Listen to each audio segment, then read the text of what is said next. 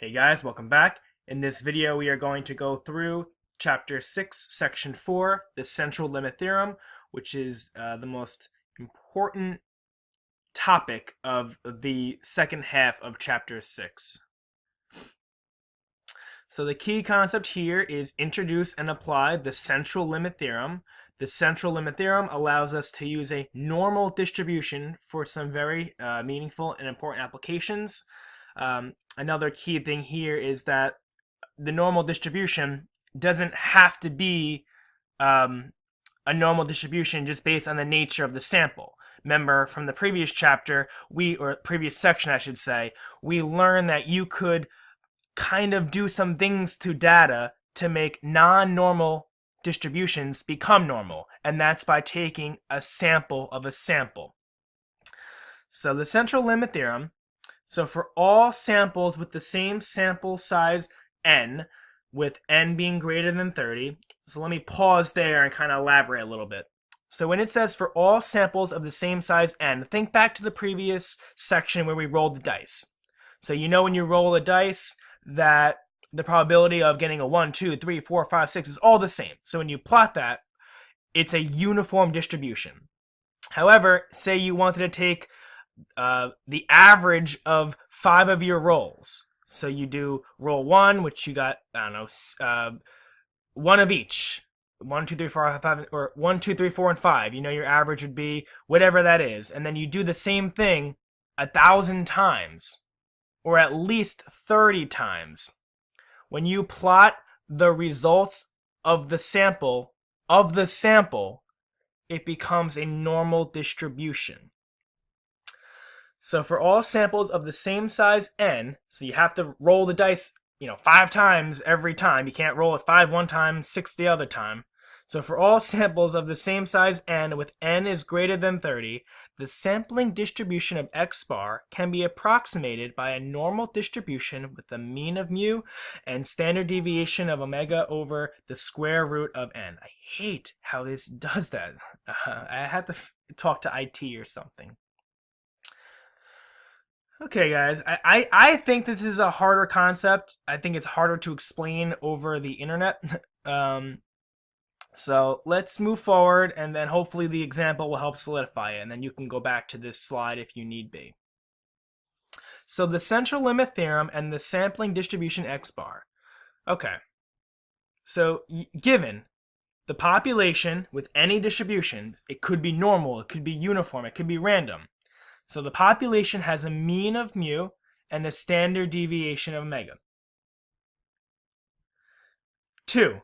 Simple random samples of all size n are selected from the population. So again, 1 is just that the population has a mean and it has a standard deviation, regardless of the shape of the distribution. If it's normal, great. If it's not normal, it's still going to have an average and a standard deviation. And then 2, simple random samples are selected from the population. So keep using the same example. So you have dice.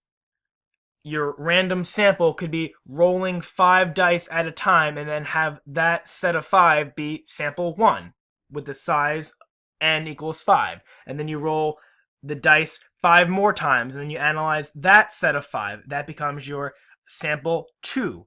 And then you have to do again, and that's sample 3. And then all those times are how many samples you have. Okay.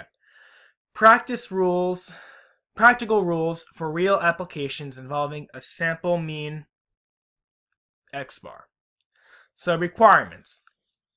Population has a normal distribution, or you've done over 30 samples.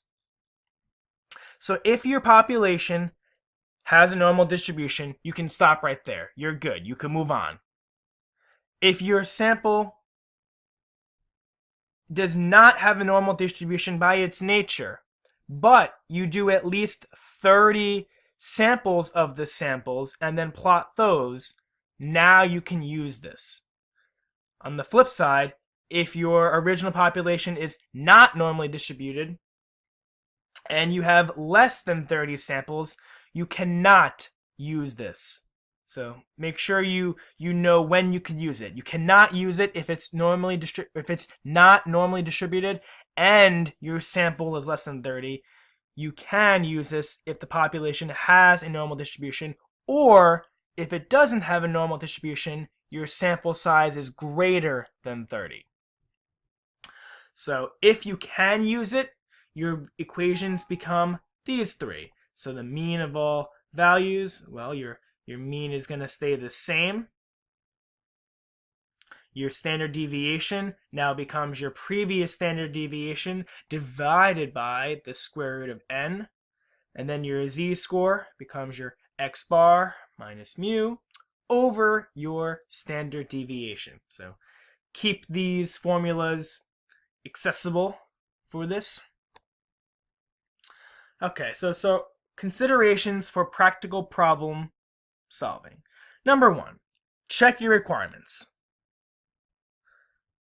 Can we use the central limit theorem rules? Well, when working with the mean from a sample, verify that the normal distribution can be used by confirming that the original population has a normal distribution or the sample size n is greater than 30. This is just putting into words this slide over here.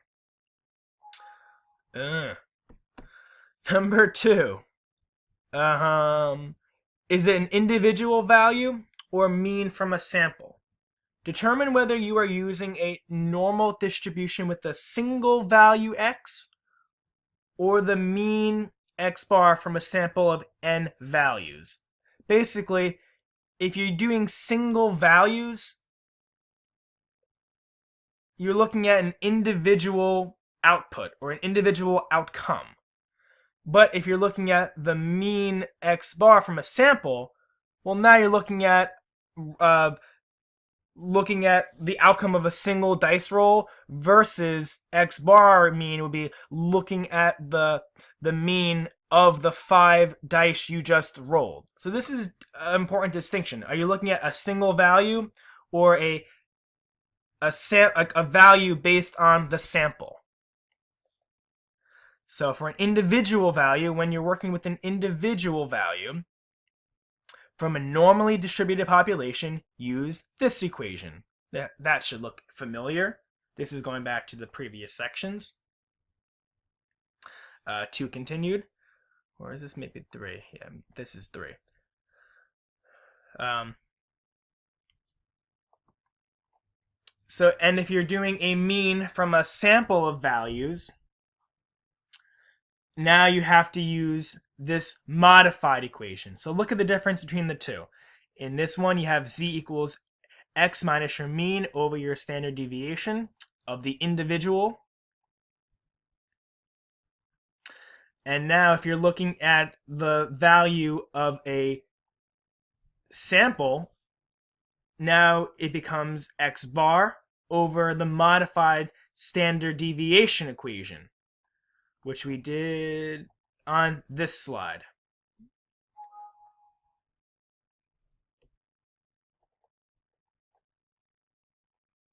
Okay. Notations for the sampling distribution of x bar.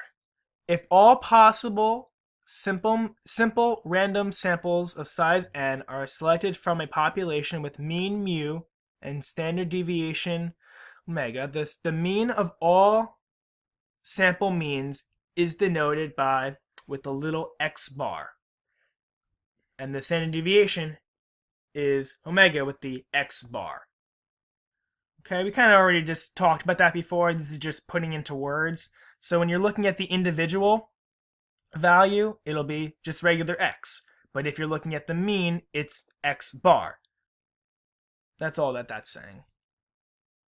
Same with standard deviation. X bar versus nothing. So if there's no x bar, it's of the individual. If there is an x bar, it is of the sample. And then standard deviation x bar is called the standard error of the mean. Cool. Okay, let's look at an example. Always makes things easier. Okay.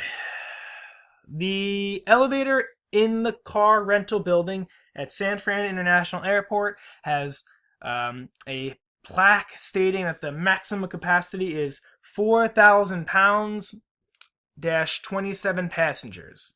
This converts to a mean passenger weight of 148 pounds when the elevator is full.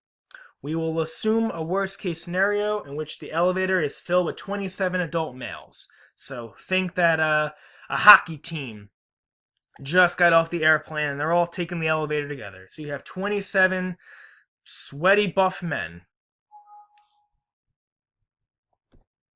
Assume that adult males have weights that are normally distributed with a mean of 189 and a standard deviation of 39 pounds.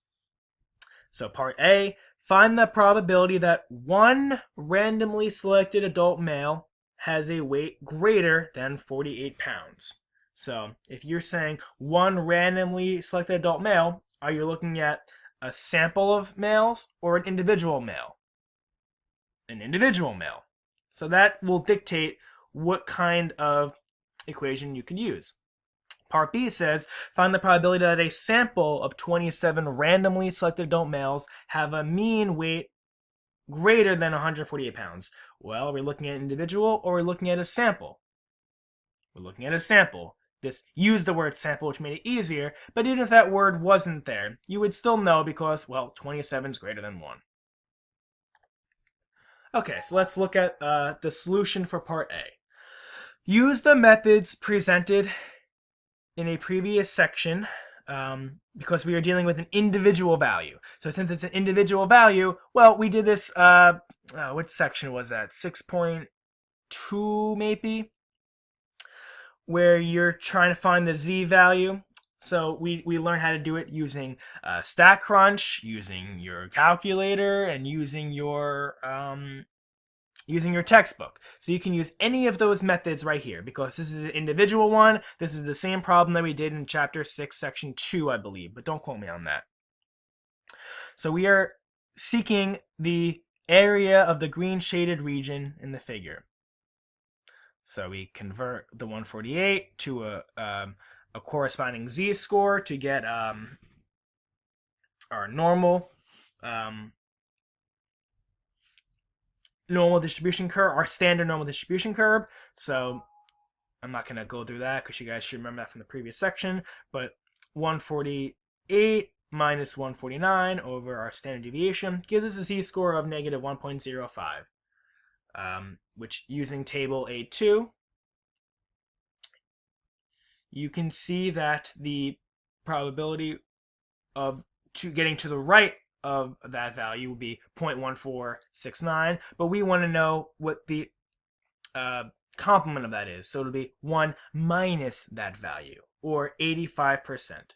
So there's an 85% chance that a randomly selected adult male has a weight greater than 148 pounds. Okay, so part A was more review from the previous chapter, but now part B. Part B, we can use the normal distribution if the original population is normally distributed or n is greater than 30. Okay, that's review from a previous slide. The sample size is not greater than 30, but the original population of weights of males has a normal distribution. So the samples of any size will yield means that are normally distributed. Well, isn't that lucky? Well, to restate that, our sample over here was 27, which is less than 30. So, if it's less than 30, can we use this? Well, yes, but only because adult males have weights that are normally distributed. If this wasn't here and our sample was less than 30, could not use it. If this was not normally distributed, but our sample was greater than 30, we could use it. So let's move on. Now we are dealing with the distribution of a sample. So we use the new parameters with the x bar. So just using our equations, we have 39 over the square root of n, which is 27, equals 7.51. You don't need to know how to generate this yourself, but we want to know how to find the green shaded area of the figure. Okay? So we can still use the same z tables. Remember, let me go back a few slides. Keep your finger on that page. This equation right here is for z. This is not z x bar. This is the same z that we used all along. It's to the right of the equal sign that's changing. So if you do everything to the right using your new parameters, and you will still get the z value. So you can still calculate z the same way as we did in previous sections. Which slide was I on? This one. Okay. So simply using our new equation, we got 148 minus 189 over our modified standard deviation. Boom, boom, boom. We get negative 5.46, which is a huge z value. So from table A2, we find that the cumulative area to the left is 0.0001. So the green shaded region, it looks like this is all there, but there's actually like a little tiny 0.0001 that's not shaded. But we want to know what is shaded. So it's 1 minus what's not shaded. So 0.9999. So we are quite sure that 27 randomly selected adult males have a mean weight greater than 148 pounds. Okay, I think that example kind of helps solidify a lot of the previous slides, because I think this chapter is kind of harder, or this section I should say is a little harder than the other ones. So to put that into words again, there is a 0.8534 probability that an individual male has a weight more than 148 pounds. And there is a 0.999998 probability that 27 randomly selected males will have a mean weight of more than 148 pounds. So the 27 combined, there might be some individuals who have less than 148 pounds, but the mean weight of the 27 of them, when their values are analyzed together, will have a weight greater than 148 for the mean. So given that the safe capacity of the elevator is 4,000 pounds, it is almost certain that it will be overweight if it is filled with 27 randomly selected adult males. Sorry, San Francisco Airport. Okay. You're doing great, guys. I really do think this is one of the harder sections of the class. Let's do one more example. Ooh, this is hard doing all in one shot. I haven't even been editing this. Okay. Assume that the population of human body temperatures have a mean of 98.6 degrees Fahrenheit. Okay, we probably know that, just some common knowledge. Assume that the population standard deviation is 0.62 based on blah, blah, blah. If a sample size of n equals 106, whoop, I already know that's over 30, so good to go, is randomly selected, find the probability of getting a mean of 98.2 degrees Fahrenheit or lower. Okay. So the solution, we will work with under the assumption that the population of human body temperatures has a mean of 98.6. We weren't given, and this is a good sentence right here, we weren't given how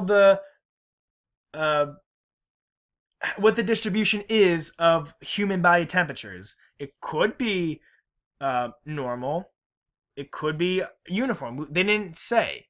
But it doesn't matter because our sample is greater than 100, or sorry, our sample is greater than 30. It doesn't matter. It could be normal, it could be not normal, but because n is greater than 30, we know we could use the central limit theorem. So let's move forward. Well, your means for both your x bar, which is x bar again is your sample, and then this is for your total population, is 98.6 by assumption. We were given that. And your standard deviation is this beautiful equation over here. So we know that this 0.62 is the standard deviation of the whole population, not of our sample. So that 0.62 would be this standard deviation, not this one. So you take that standard deviation, divide by the square root of n, which is 106, and then you have your standard deviation of the sample, not of the population. And this, the mean, would be the same for both the population and the sample. Okay, the figure shows the shaded area.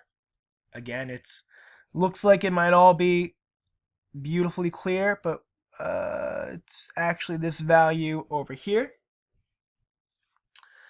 So the figure shows the shaded area. See the tiny left tail of the graph corresponding to the probability we seek. So we want to know 98.2 or lower. So lower would be to the left, greater would be to the right. Previous example, we went to the right. This one we went to the left, which makes it easier because now we don't have to do the 1 minus. So having already found the parameters that apply to the distribution shown in the figure, we can now find the shaded area by using the same procedures that we did previously. Yay! So we got to find our z-score. So we use that beautiful equation, z equals x minus the mean of our sample divided by the standard deviation of our sample, which gives us this relatively high z-score value. Again, using table A2, you could use the other methods we did in previous sections. So z scores actually off the charts, but as you can kind of see, 3.49, anything below that, we can just, you basically get that it's basically a negligible amount. So we can conclude that the area is 0.0001. So the results show that if the mean of our body temperature is really 98.6, there is a very, very small probability of getting a sample mean of 98.2 or lower when 106 adults or people are randomly selected. I don't think you need to read the rest of this stuff. So that's the section, guys. Hopefully that all made sense, and if you have any questions, let me know.